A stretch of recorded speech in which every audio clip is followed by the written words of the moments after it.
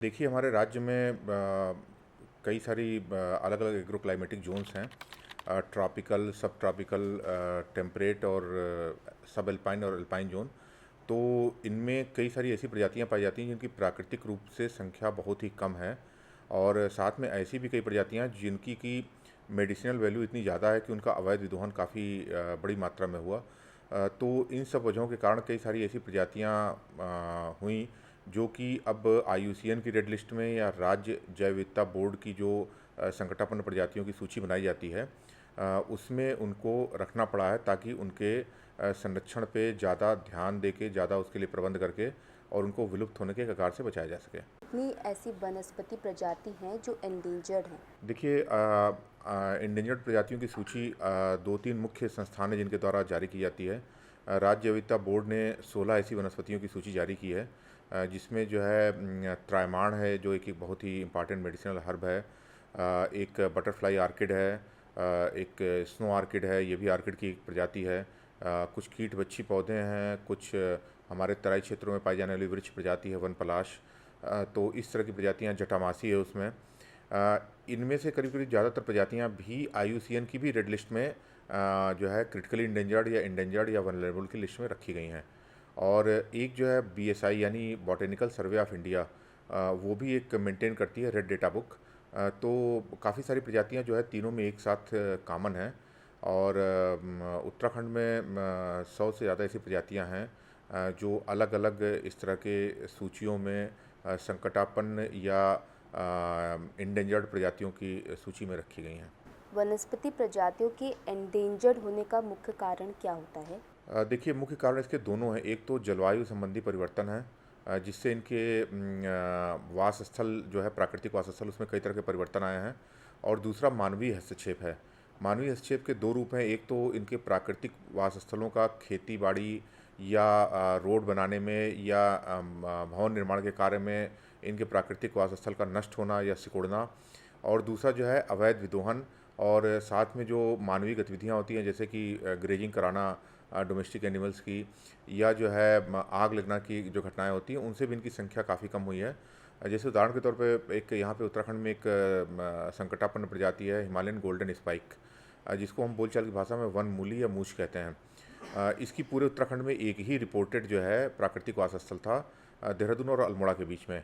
वहाँ पे इतनी ज़्यादा जो है चराई का प्रभाव था, और कुछ ऐसा जो है विश्वास था स्थानीय लोगों में कि इसकी जो जड़ है उसको खिलाने से दूध की मात्रा बढ़ जाती है दुधारू पशुओं में। तो उसके चलते इसका इतना विदोहन हुआ कि आज की तारीख में ये लगभग लुप्त हो चुकी है वहाँ से।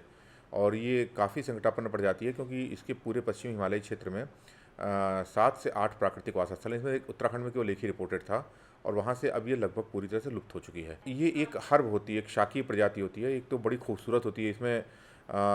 इसमें अप्रैल से मई के महीने में बड़े अच्छे पीले रंग के स्पाइक्स के फूल आते हैं। तो एक तो इसकी ऑर्नामेंटल वैल्यू बहुत अच्छी होती है, और दूसरी ये है कि इसकी जो रूट है उसमें काफ़ी सारी मेडिसिनल वैल्यूज़ होती हैं। और जैसा कि मैंने पहले भी कहा कि लोगों का विश्वास है कि उससे जो है दूध की यील्ड बढ़ जाती है। तो जो है अगर कुछ ना कुछ तो इस विश्वास का आधार होगा ही, तो उसके चलते भी इसका अवैध विदोहन हुआ है। एक और मैं उदाहरण दूंगा। एक हमारे एक वनस्पति होती है त्राइमाण, गेंशियाना करू। ये भी जो है क्रिटिकली इंडेंजर्ड प्रजातियों की सूची में रखी गई है IUCN की रेड लिस्ट में, और हमारी राज्य जैव विविधता बोर्ड की भी संकटापन्न प्रजातियों की सूची में है ये एक हर्ब होती है जो कि उत्तराखंड में केवल 2 ही 3 जगहों पे पाई जाती है, और ये ऊंचाई की चट्टानों पे वर्टिकली उगती है। इसकी जड़ जो है वो लीवर की बीमारियों में बहुत ही प्रभावी पाई गई है, और अभी पश्चिमी शोध संस्थानों में शोध हुए हैं तो उनमें भी उसके इस गुण की पुष्टि हुई है। तो इसका जो है लीवर की बीमारियों में प्रभावी उपयोग के चलते इसका काफ़ी अवैध विदोहन हुआ, और उसके कारण इसकी संख्या काफ़ी कम हो गई है प्राकृतिक वास स्थलों में।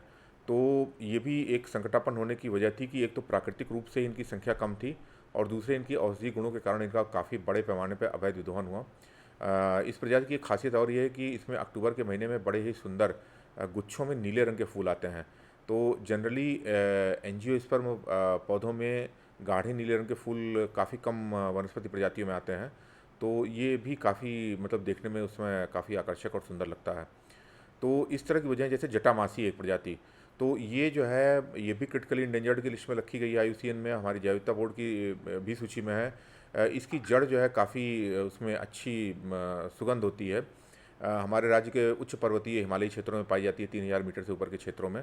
तो उसके कारण इसका जो है पूजा पाठ में और भी कई जगहों पे प्रयोग होता है, तो उसके चलते इसका इतना ज़्यादा विद्वान हुआ कि ये भी जो है संकटापन्न प्रजातियों की सूची में जो है इसको रखना पड़ा। तो ये कई इस तरह की अलग-अलग वजहें थीं जिसके चलते जो है इतनी सारी वनस्पति प्रजातियां जो है संकटापन्न प्रजातियों की सूची में आ गई हैं। जलवायु परिवर्तन का एंडेंजर्ड स्पीशीज में क्या प्रभाव पड़ता है? देखिए, जलवायु परिवर्तन का प्रभाव, जो मेरा कहने का आशय था कि जलवायु परिवर्तन भी एक कारण है इन प्रजातियों की संख्या कम होने का। तो मेरा उसका कहने का आशय ये था कि जलवायु परिवर्तन में एक तो दो चीज़ें, एक तो मौसम में बड़ी तेज़ी से बदलाव हो रहा है, कभी बहुत ज़्यादा बारिश होगी, कभी नहीं होगी, जो है तो उसके चलते जो है कभी कभी लैंडस्लाइड्स वगैरह होते हैं, तो उससे भी प्रजातियों के ऊपर असर पड़ता है। और दूसरी जो सबसे मुख्य बात यह है कि एक जो ग्लोबल वार्मिंग की भी एक चीज़ जो उससे जुड़ी हुई है कि पृथ्वी का वातावरण लगातार बढ़ रहा है, तो उससे जो प्रजातियाँ ठंडे जगहों पे पाई जाती थी वो ऊपर की तरफ उनका धीरे धीरे मूवमेंट हो रहा है। और जो प्रजातियाँ अपने को अडाप्ट नहीं कर पा रही हैं इस बदलते हुए जलवायु क्रम से, तो उनकी संख्या धीरे धीरे कम हो रही है। जो प्रजातियाँ जिन प्रजातियों के जो बीज होते हैं, जिनको अंकुरण के लिए एक उनका जो है तापमान का एक निर्धारण होता है प्राकृतिक चक्र के क्रम में, तो अगर जलवायु परिवर्तन के चलते तापमान उससे ज़्यादा हो गया, या उनको जो है एक निश्चित समय पे बर्फ़ चाहिए होता है, जो उच्च हिमालयी प्रजातियाँ होती हैं, तो अगर जो है बर्फ़बारी में देरी हुई, तो ये सारी प्रजातियाँ बड़ी ही संवेदनशील होती हैं, तो उनके अंकुरण में या जर्मिनेशन में और उनका जो नेचुरल रिप्रोडक्शन होता है, उसकी जो पूरा जो चक्र होता है वो बाधित हो जाता है। तो इसके चलते इन प्रजातियों की जो है संख्या कम होती है। सर, वन अनुसंधान शाखा इस ओर किस तरह की सकारात्मक पहल कर रही है? देखिए, जहाँ तक अनुसंधान शाखा का विषय है, तो हमने इस तरह की जो भी प्रजातियाँ उनको चिन्हित किया, और हमारा सबसे पहला प्रयास ये है कि जो उनके प्राकृतिक वास स्थल हैं उनका पूरा रिकॉर्ड हमारे पास रहे, ताकि समय समय पे एक तो हम भी उनको देखते रहा करें कि उनकी संख्या कम तो नहीं हो रही, अगर हो रही तो क्या कारण है, जलवायु संबंधी कारण है, या ग्रेजिंग है, या आग लगने से हो रही है, या अवैध विध्वंस से हो रही हैं। और दूसरा कि उनका प्राकृतिक पुनरुत्पादन कैसा हो रहा है, मतलब जो है उनकी जो अगली पीढ़ी आएगी उसकी संख्या कम है या ज़्यादा है। और दूसरा जो है इसके लिए सबसे जो महत्वपूर्ण होता है, इसको हम कहते हैं इक सीटू कंजर्वेशन। इनकी हम प्रवर्धन तकनीक विकसित करने का हमने प्रयास किया, और उनको बहुत सारी प्रजातियों में बहुत अच्छी सफलता मिली है। तो उससे क्या हुआ है कि हम लोगों ने अपने जो हमारे संरक्षण केंद्र हैं उनमें इन प्रजातियों के पर्याप्त संख्या में पौधे और सैंपल हमने तैयार कर लिए हैं। तो उससे अगर ये अपने प्राकृतिक वास स्थल पर किसी कारणवश विलुप्त भी हो जाते हैं, तो हमारे पास इनके पर्याप्त संख्या में पौधे शेष रहेंगे। जैसे कि त्रायमाण का जो है हम लोगों ने प्रवर्धन तकनीक विकसित कर ली है, और आज की तारीख में हमारे पास जो है हज़ारों त्रायमाण के पौधे हमारे रानीखेत और देवबंद के केंद्रों में हैं। इसी तरह जटामासी के भी हमने 500 से ज़्यादा पौधे तैयार किए हैं, प्रवर्धन तकनीक विकसित की है। और हमारी जो मुंशियारी में जो शोध केंद्र है वहाँ पे हमने इसको संरक्षित किया हुआ है। इसी तरह मूछ के भी पौधे हमने तैयार किए हिमालयन गोल्डन स्पाइक के, हल्द्वानी में, मंडल में और हरिद्वार में। तो जो है इसी तरह कुछ और प्रजातियाँ जैसे अतीश होता है, एकोनिटम हेट्रोफाइलम, जो कि उच्च हिमालयी क्षेत्रों में पाई जाने वाली बहुत ही महत्वपूर्ण औषधीय प्रजाति होती है। तो उसके भी प्राकृतिक वास स्थल में संख्या कम होती आ रही थी, तो उसको भी हम लोगों ने सफलतापूर्वक उसकी प्रवर्धन तकनीक विकसित करके, और हमारे पास आज सैकड़ों की संख्या में इसके पौधे उपलब्ध हैं हमारे गोपेश्वर में, मंडल में, औली में, माणा में। तो जो है इसी प्रकार से जो है वन ककड़ी एक और बड़ी दुर्लभ प्रजाति होती है, औषधीय प्रयोग होता है उसका, उसको भी बॉटनिकल सर्वे ऑफ इंडिया की रेड डाटा बुक में संकटापन्न प्रजातियों की सूची में रखा गया, तो उसके भी हमने संवर्धन की तकनीक विकसित की है। और हमारे पास औली और माणा के जो हमारे संरक्षण केंद्र हैं उसमें इसके पौधे पर्याप्त संख्या में हैं। और अभी मैं कुछ दिन पहले गया भी था वहाँ पे, तो उनमें जो है बड़े स्वस्थ पौधे, उनमें अच्छी फ्रूटिंग और सीडिंग आ रही है।